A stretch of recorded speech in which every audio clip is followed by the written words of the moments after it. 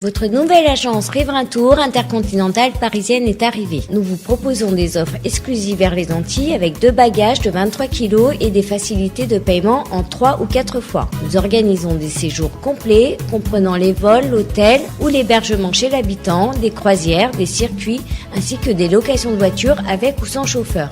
Pour tout renseignement, contactez l'agence Riverain Tour Intercontinental au 16 rue Lamblardy, Paris 12e, métro Doménil, au 09 78 80 13 39. Guadeloupe, actualité.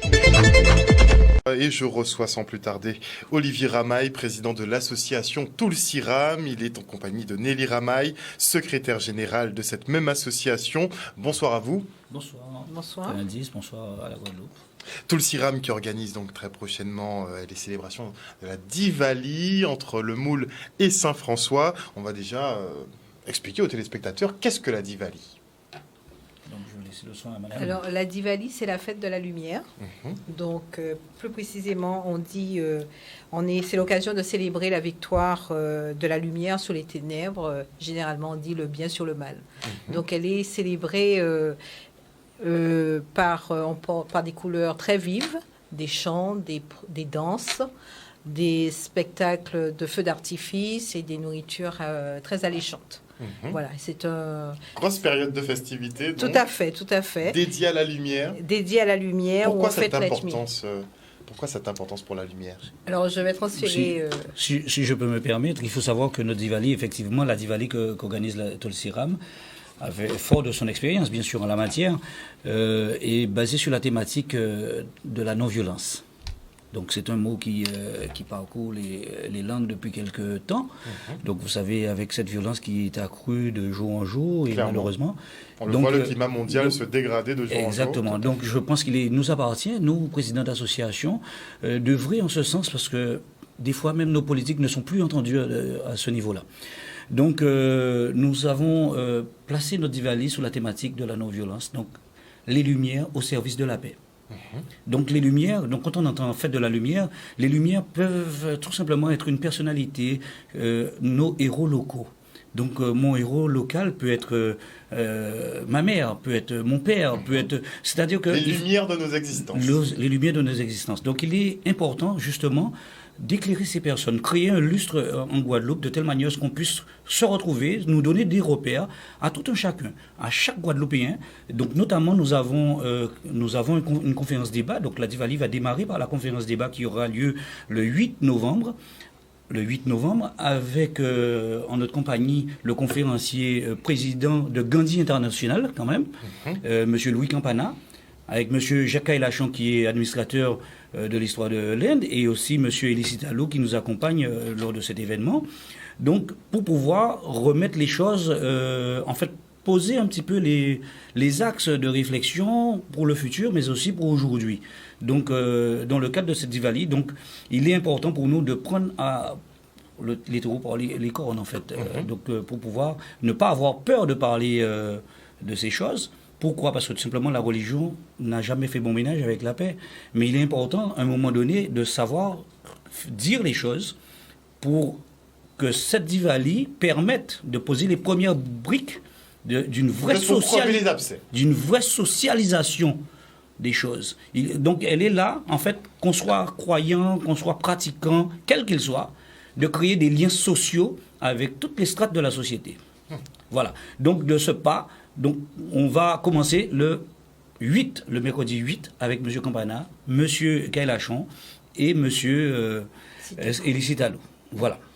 Quel autre événement vous nous réservez, puisque ça va se passer, vous nous l'avez dit, entre le Moule et Saint-François, où exactement? Et est-ce qu'il y aura d'autres événements, puisque techniquement, je crois qu'il y a des processions lumineuses, enfin effectivement, il y a aussi les repas qui vont être organisés, ça nous intéresse énormément, donc dites-nous tout. Les danses, les chants, Donc effectivement, donc il y a un certain nombre de... Parce que donc la Diwali se faisant, entre le 8 et le 10, nous allons maintenir des conférences dans le niveau d'un certain nombre d'écoles qui ont fait appel à nous par rapport à M. Campana, qui est président de Gandhi International. Donc, donc le 9, forcément, on a déjà des pourparlers avec des établissements scolaires. Mais le 10, effectivement... nous avons quand même un programme alléchant. Parce que vous allez voir sur nos flyers, il y a pas moins de 12 associations qui ont adhéré et qui nous accompagnent de manière sincère et solidaire dans le cadre de cette Diwali. Donc, je ne vais pas les nommer toutes, parce que je risque d'en oublier. 12 associations, c'est de l'inédit en fait. Donc là, il y a un regroupement des associations. Donc, il y a un regroupement d'associations autour de cet événement. Donc, on est là justement pour déjà créer un socle par rapport à la Diwali, un socle d'unité qui va créer cette synergie pour pouvoir illuminer la Guadeloupe. Parce que notre thème principal est en fait plutôt notre bannière, c'est lumière en nous. D'abord, lumière en nous, c'est-à-dire qu'il n'y a plus de barrières, il n'y a pas de barrières, nous sommes là pour pouvoir créer des liens sociaux. Ça, c'est le plus important. Donc, autour bien entendu, d'un certain nombre d'activités, comme les défilés de chars. Mais quand je dis défilé de chars, on n'est pas sur une petite route de campagne entre le Moule et Saint-François. Nous sommes sur la RN5 entre le Moule et le rond-point Martin Luther King. Donc, nous sommes là justement pour faire montre que tout simplement, en passant par Martin Luther King, nous allons retrouver avec le président de Gandhi International. Vous avez bien compris que nous allons mettre un volume de telle manière à ce que ça puisse se faire dans une forme de sympathie, une forme de synchronisation et de sécurité. Très important. Le plus important, c'est cela, parce que défilé de camions et de chars lumineux, avec des distributions de surprises pour les personnes qui seront à gauche ou à droite. Mais je le rappelle, notre Diwali, on n'en veut pas forcément un spectacle. On veut une Diwali participative pour que la population accompagne. On n'est pas que regarder, il faut participer. Voilà une Diwali réussie, c'est une Diwali où il y a des participants et non pas des spectateurs. D'accord, très bien. Voilà, pour ma part. Donc tout le monde est spectateur. Tout à fait. Et participants. Participants, acteurs. Acteurs, pardonnez-moi. Effectivement, pas que spectateurs, justement. Tout le monde doit être acteur de cette Diwali. Donc, il y a effectivement deux temps forts, on peut le dire. Sur le 8 novembre prochain, donc, il y aura la conférence qui sera organisée. Sur le 10, il y aura tout un programme, vous l'avez dit. On va rediffuser d'ailleurs le flyer avant de se quitter. Donc, quasiment toutes les associations indiennes ont répondu à l'appel ? Toutes les associations indiennes, mais au-delà de les associations indiennes, nous avons... C'est toute la Guadeloupe qui est concernée. Toute la Guadeloupe, parce que nous avons déjà des associations indo-guadeloupéennes, je préfère bien préciser cela, qui nous viennent des 4 coins de la Guadeloupe, notamment Bavani ou Archipelum qui vient de Sainte-Rose, pas de Sainte-Rose, de Saint-Claude. Nous avons une association qui vient du nord de la Basse-Terre, Les Lumières. Donc il y a des associations qui viennent du nord de la Grande-Terre. Donc en fait, nous allons encadrer la Guadeloupe. Mais il faut aller plus loin que ça, parce que vous n'avez peut-être pas remarqué, mais sur le flyers, il est noté un message important. Nous sommes sous le haut patronage de l'ambassade de l'Inde. Parce qu'il y en a beaucoup qui se trompent. Il ne s'agit pas de quelques personnalités ou de personnes, tout simplement, qui sortent de l'Inde ou qui sortent de métropole pour pouvoir prendre quelques clichés ou nous rendre visite. Il ne s'agit pas de cela. Il s'agit tout simplement d'une récompense qui est faite à l'association Tolsiram depuis des années, qui œuvre pour pouvoir mettre en place des Diwali. Donc récompenser cette association dont le travail sérieux qui a été réalisé, et qui l'ont fait, qui le font et qui le feront. Parce que je rappelle, une des Diwali internationales qui aurait été réalisée à Cap-Nord en Martinique, c'est l'association Tolsiram qui l'a scénarisée, qui l'a organisée, avec d'autres associations venant de la Réunion, de la Trinidad et consorts. Donc en fin de compte, nous avons quand même une expérience, et cela a été remarqué par les plus hautes instances, en tout cas représentées, qui représentent l'Inde en France métropolitaine. Donc pour nous, c'est quand même une marque de fabrique. Voilà, et donc on doit le respecter de telle manière à donner un spectacle digne de ce nom, et avoir du sérieux pour pouvoir faire une Diwali qui ressorte en fait d'une certaine noblesse dans la pratique, et non pas donc on va essayer de donner une forme de noblesse à notre pratique. Donc ça, c'est très important. Et à l'ensemble de la Guadeloupe. Donc je vous invite le 10 novembre à venir participer avec Tolsiram lors de ce défilé qui sera hautement chaleureux. Et voilà, donc j'espère que tout cela va se passer bien et que Canal 10 sera avec nous le 10 novembre. Merci beaucoup, Monsieur Ramaille. Le mot de la fin pour vous. Nous attendons tous les Guadeloupéens, les Guadeloupéennes et les personnes aussi, comme c'est la période touristique, toutes les personnes qui sont de passage en Guadeloupe à venir nous rejoindre à Zévalos. C'est l'occasion de fédérer et non pas diviser. On en a besoin. Très bien. Merci beaucoup pour ce message, effectivement, de lumière et de paix. On en a besoin en ce moment. Le monde est un peu en feu, il faut le dire. En feu. Et fortement endommagé lors du passage de l'ouragan Tammy, le pont de Champfleury à Gourbert ne devrait pas tarder à être réhabilité. Un gros chantier qui prendra du temps, 3 à 4 mois à minima, un temps pendant lequel les riverains pourront tout de même circuler. Le reportage. On est là pour une visite de terrain avec la population pour expliquer les travaux qui vont être engagés par un prestataire domicilié sur le territoire de Gourbert. Aller vite et bien. En même temps, respecter aussi la sécurité des personnes, faire en sorte qu'on est dans un état de droit, on est dans la commande publique, ne pas engager inutilement, je dirais, la responsabilité pénale et civile des élus, mais aussi des agents. C'est tout cela combiné. Donc la logique voudrait qu'il y ait réflexion avant décision. Ça peut prendre du temps et on comprend l'émotion de la population. Ça peut également susciter de l'impatience. Mais grand famille a nous toujours dit nous bien pareil vite. Donc il faut conjuguer cette émotion. Et l'émotion ne peut pas être la seule boussole d'une ligne politique. Moi, j'en satisfait, si vous voulez, parce qu'on a espéré, sincèrement, que si on commence, qu'on finit. Parce que là, passé là, tous les jours sont danger. Alors, on commence, on espère qu'on finit. On est sur des notions qu'on ne maîtrise pas, parce qu'on peut commencer les travaux, mais il faut que EDF travaille, ça on ne maîtrise pas vraiment. En tout, on devrait avoir 3-4 mois de travaux, sous réserve que les fonctions autre part, enfin à l'extérieur, puissent travailler aussi. Donc tant que EDF n'a pas fait ses travaux, nous on ne peut pas réellement faire nos travaux ici. Effectivement, nous sommes venus ce matin, nous avons pris un engagement avec la ville de Gourbert pour les travaux. Le problème qui se posait, c'est l'accessibilité. Est-ce que pendant les travaux, ils pourront accéder à leur logement? Et l'entreprise a pu garantir que pendant tout le temps des travaux, ils vont pouvoir accéder à leur logement. Mais il était aussi nécessaire d'expliquer la nature donc, des travaux, puisque c'est très important. Le pont a été pacté à gauche comme à droite. Il y a des travaux qui vont prendre dans un premier temps 2 mois et d'autres travaux 3 mois. Mais in fine, nous aurons un pont sécurisé et qui permettrait de l'accessibilité et surtout se protéger par rapport à d'autres phénomènes qui pourraient venir. Je salue aussi cette coordination avec l'EDF puisqu'il y avait un problème pour l'alimentation. Nous avons pu les voir et que les choses se fassent en parfaite communion. Donc une très grande satisfaction, ce qui a rassuré la population. Le pont de Beaugendre à Vieux Habitants, lui, est déjà en cours de réfection. Sous-dimensionné, l'ouvrage ne permet pas un écoulement correct de l'eau et sera complètement rebâti. Coût des travaux, 400 000 € pour une livraison estimée à fin janvier 2024. On fait le point avec Guy Lesbar. On est dans l'opérationnel. Le président a pris un engagement. Il y a eu une visite dimanche dernier avec Jean-Philippe Coutre avec son équipe. Il a fait les remontées. Le président m'a dit OK. On a envoyé les éléments en termes de coûts pour les travaux. Et dans le cadre de marché à bonne commande, il a tout de suite dépêché l'entreprise pour intervenir parce que ce sont des populations qui sont avant la rivière et après la rivière qui souffrent. Donc, c'est dans ce cadre-là que le président a fait cette intervention.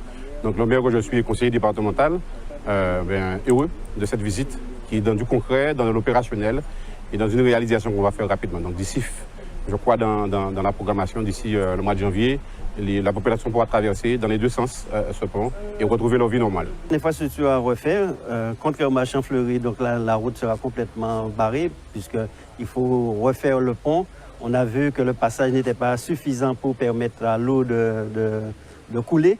Donc on va complètement refaire l'ouvrage. C'est 400 000 € le coût des travaux. Et puis on a vu que les riverains se plaignaient par rapport à l'enrochement. Ce sont des travaux beaucoup plus conséquents qu'il va falloir sans doute traiter. Mais dans l'immédiat, c'est concernant ce pont, c'est jusqu'en fin janvier, les travaux vont perdurer.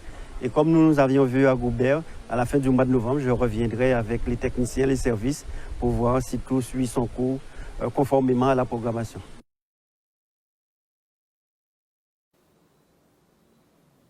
Et la route nationale 1 à Gourbert est également en travaux suite à la chute de gros rochers sur la chaussée. De nombreux blocs instables sont encore présents en hauteur et devront être descendus. En attendant la sécurisation du site, l'axe routier est fermé à la circulation. Regardez. Lors de l'événement pluvieux de dimanche, on a dû vivre un énorme éboulement avec le détachement de pas mal de blocs rocheux. Donc après, il s'est avéré qu'il fallait qu'on fasse une inspection du talus. Donc le conseil régional a missionné l'entreprise TSA Sogitras pour bien analyser la problématique. Et puis lors de cette inspection, justement, on a pu constater qu'il y avait pas mal de blocs en suspension, mais vraiment en instabilité. Donc pour pallier à éventuel accident, sachant que c'est une route très passante, pour éviter des accidents, donc ils ont décidé de procéder à la fermeture pour permettre à l'entreprise que vous voyez sur place à traiter le talus. Le talus consiste à réaliser des purges, donc tous les blocs instables devront être descendus. Donc pour ce faire, il y aura quelques abattages d'arbres à réaliser, et puis pour arriver jusqu'au sommet à une centaine de mètres. De l'opération est de sécuriser au maximum le talus qui a glissé sur la RN1 à Gourbert. Donc on commence maintenant. En réalité, on ne sait pas quand est-ce qu'on va finir. On essaie de faire le maximum pour pouvoir réouvrir la route en sécurité pour les usagers. Par rapport à notre inspection, on a repéré une dizaine de blocs d'environ 10 mètres cubes, quelques blocs de 6 à 7 mètres cubes. On a beaucoup de rochers qui sont positionnés à une vingtaine, une trentaine de mètres de hauteur et on a quelques éléments instables qui sont... à une soixantaine de mètres. Donc on essaiera de les faire descendre au maximum. On a positionné un matelas de sable au pied du talus pour essayer de limiter l'impact des rochers sur la chaussée. Et voilà. Le but pour nous, c'est de réouvrir en sécurité parce que là, à l'instant T, on est incapable de garantir qu'aucun bloc ne va tomber. Une série de reportages signés Olivier Félix. Et demain, nous aurons droit à la traditionnelle révision du prix des produits pétroliers fixée par la préfecture de Guadeloupe. Le super samplon perd 11 centimes et passe à 1,75 €, moins 1 centime sur le gasoil route qui coûtera donc 1,79 €.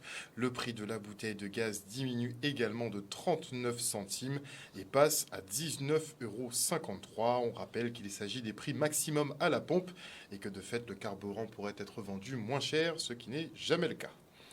Et de passage en Guadeloupe, le député européen Max Orville a rencontré des acteurs de la pêche locale.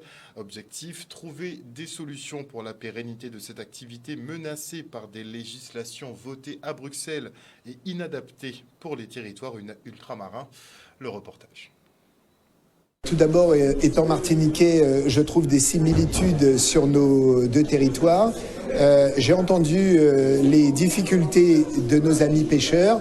J'ai fait plusieurs propositions en termes de formation des pêcheurs pour assurer la pérennité de la filière, des aides pour mieux porter leurs doléances au niveau de la Commission européenne. Cela veut dire une meilleure connaissance de ces spécificités de ces territoires. J'ai rappelé que malheureusement nos régions ultrapériphériques ne représentent que 1% de la population européenne, d'où la difficulté. Nous avons un secteur de métier qui est très en difficulté et nous devons savoir tous les soucis du métier et parce que nous avons des problèmes de formation et renouvellement de la flotte, c'est déjà un autre gros souci. Et c'est un corps de métier qui, pour moi, qui a la voie de disparition parce que l'Europe se trompe entre un pêcheur artisanal et un pêcheur industriel. Et nous, en Guadeloupe, on fait la pêche artisanale. Et très souvent, on a des soucis, ils n'adaptent pas notre corps de métier. Pour ma part, je ne suis pas favorable à des dérogations chaque fois conjoncturelles. Il convient à un moment donné d'avoir une adaptation permanente de certains dispositifs, que ça soit pour l'environnement, que ça soit pour la question de la pêche notamment, pour que ça soit la question des transports, sur la question de l'eau, qu'on arrive à avoir une connaissance très spécifique de nos territoires. C'est tout le mal que je nous souhaite. La ville de Lamentin organisait un village santé autour de la prévention du cancer du sein. Une manifestation en partenariat avec l'USL qui toute l'année porte le rose couleur emblématique de cette lutte. Le reste en images. Cette année, c'est la 2e édition de la manifestation et nous avons été contactés par la Ligue l'année dernière. Nous avons sollicité USL qui porte le t-shirt rose et qui porte haut les couleurs de la ville de Lamentin. Et c'est tout à fait normal que nous soyons ensemble avec la Ligue pour pouvoir porter l'information au niveau de la population de Lamentin, guadeloupéenne d'une manière générale, enfin mondiale si on peut le dire, puisque c'est un fléau mondial. Et nous pensons que le mois d'octobre n'est pas assez suffisant pour pouvoir sensibiliser tout un chacun. Le cancer du sein, c'est quand même quelque chose qui est très important. C'est l'un des cancers les plus mortels, mais même s'il y a un taux de guérison qui est très élevé. Et il ne faut pas oublier que les hommes aussi peuvent être atteints du cancer du sein. Et c'est là où nous essayons au maximum de sensibiliser toute la population. Malgré le mauvais temps, malgré la pluie, nous avons une forte mobilisation. Les gens sont quand même venus parce qu'ils prennent conscience que lutter contre le cancer et notamment lutter contre le cancer du sein, puisque nous sommes au mois d'Octobre Rose, est quelque chose de fondamental et d'essentiel pour notre communauté. C'est une action qui est très importante pour moi, pour ma famille, parce que ça a été une période assez difficile. Parce que j'ai perdu ma mère récemment et ça l'a emporté. C'est un accompagnement assez important pour moi. C'est pas la première fois qu'on fait en fait cette manifestation et on a voulu marquer le coup encore aujourd'hui malgré le mauvais temps. C'est que beaucoup d'entre nous ont peur de se faire dépister du cancer, du diabète et d'autres formes de pathologies parce qu'ils ont peur de découvrir et que l'on découvre ce qui se passe. Mais souvent, on ne le fait pas et souvent il peut être trop tard. Par conséquent, je suis vraiment très content d'être là, je suis très heureux. Et ce matin, je me devais d'être présent, comme je l'ai été dans 2 autres manifestations durant ce mois d'octobre. Le but, en fait, même de toutes ces manifestations, et particulièrement d'Octobre Rose, c'est d'augmenter le nombre de personnes qui se font dépister. Il y a un dépistage gratuit entre 50 et 74 ans qui est fait par le CRCDC. Et malheureusement, nous n'avons que 47% des femmes qui y répondent. Donc, ce qu'on voudrait, c'est arriver à 60%. C'est le nombre qui va faire bouger les lignes. Et on espère que toutes ces manifestations, les gens ne doivent pas les oublier. Le but, c'est ça. C'est potentialiser les gens, les mettre en accord avec le dépistage, ne pas avoir peur, se dire que 9 fois sur 10, il n'y a rien, mais que quand il y a quelque chose, ce n'est pas le dépistage qui l'a créé, il était déjà là.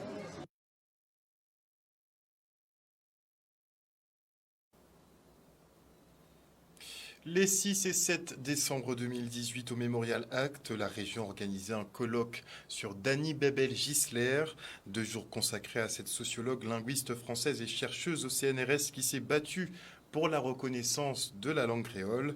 Des travaux qui ont donné lieu à l'ouvrage pédagogique Dany Bebel-Gisler, créoliste guadeloupéenne et la génération d'après, qui a été présenté à la Cité des Métiers. Le reportage. C'est vrai, en 2018, nous faisons un colloque autour de Dany Bebel-Gisler. Et puis, au Japon, grand-madame Lassa, on l'habitait. Et aujourd'hui, là, nous en 2023, au cas où quand même de 2018 à 2023, des jours à passer, et bien aujourd'hui, là, et bien nous avons concrétisé œuvre. Et la région était toujours mettée alentour à madame Lassa pour que l'écrit ait été laissé trace pour les enfants Guadeloupe. Non seulement il était capoté la langue là en disant mais il a porté aussi battre d'autres monde et montrer yo et là en cas dit d'autres monde c'est peuple là, d'accord, peuple là et ça il a porté bayo c'est langue là ça c'est en science. Il y avait toute simplicité qui était tini mais montrer yo langue là ça itini valait c'est langue yo il faut pas yo parler et en ce sens là ça et ben il fait un bel travail. On l'en est entier yo mettez Dany Bebel-Gisler devant dans ça il fait dans tout ça il fait pour créole et c'est normalement quand ils contactent nous par rapport à livre là ça que pour nous c'est une grande chance puisque pour nous c'est aussi ça nous qu'a fait mettez livre devant et mettez livre qui tient nous devant donc rassembler tous ces textes là ça tous ces témoignages là ça tous ces mots là ça qui a cabéché à l'entour créole à l'entour kilti en nous donc c'est important pour nous de faire un livre et son bel travail de collaboration avec la région avec ces contributeurs là pour redire nous avons un outil qui est essentiel pour monde connaître Dany Bebel-Gisler et notamment pour petit monde connaître Dany Bebel-Gisler c'est pour ça que nous choisi effectivement de faire événement là ça pour sembler à l'entour Dany Bebel-Gisler mais nous qui sembler aussi parce que livre là ça que trouver en tout établissement scolaire qui collège qui lycée où petit monde qui peut prendre temps découvert bel théâtre travail d'Annie Bébel Gisler fait. Mais nous ne pouvons pas perdre le créole en nous parce que c'est non, nous ça.